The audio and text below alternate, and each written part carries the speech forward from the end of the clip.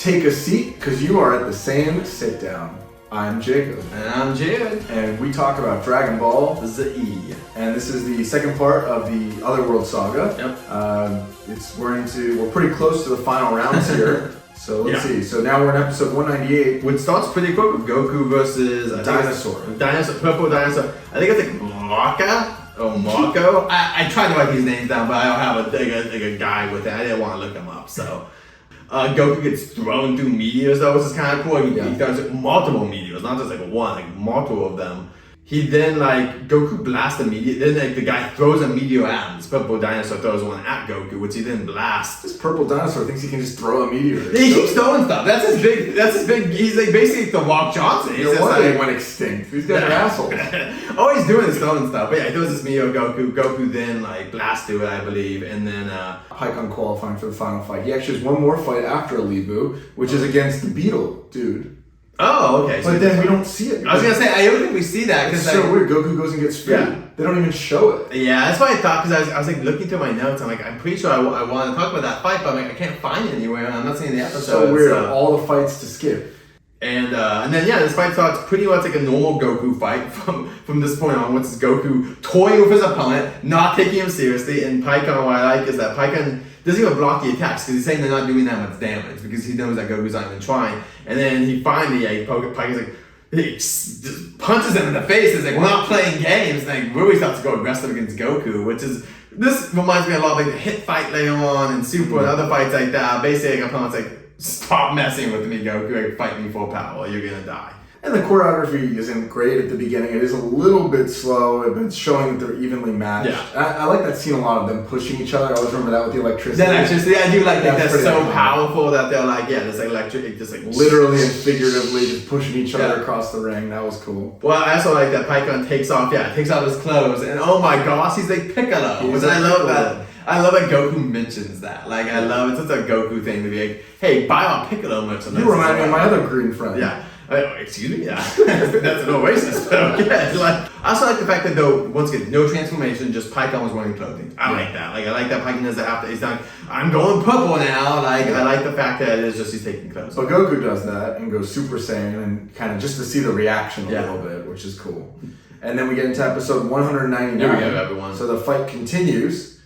Pretty soon into it, we see the tornado attack, which is related to what he did against Cell. Yeah. I guess, right? Hyper Tornado, and which is a cool attack where he basically captures Goku. And I think I remember this in one of the games where basically the attack would capture them, and then it was just and then there's that iconic Kaioken punching Pikkon into the moon. That's in every promo from that. Well, and also Goku uses, which is pretty much non-canon to Super Saiyan Kaioken. Yeah. This was one of my favorite moments because I always thought that since he got Super Saiyan, I was like, why not use Kaioken with it? It's a technique, it's not a transformation that you'll count that as. And the reason I would confuse that is because you guys remember back in the Budokai games, they did do that. They would make it where it's like base form, Kaioken, Super Saiyan. That's not real. Kaioken is a technique, it is not a form. And it kind of makes sense though because on Earth maybe it would be too much, but here he no longer has his body be restriction, so he can go against Pikkon. Thunder Flash!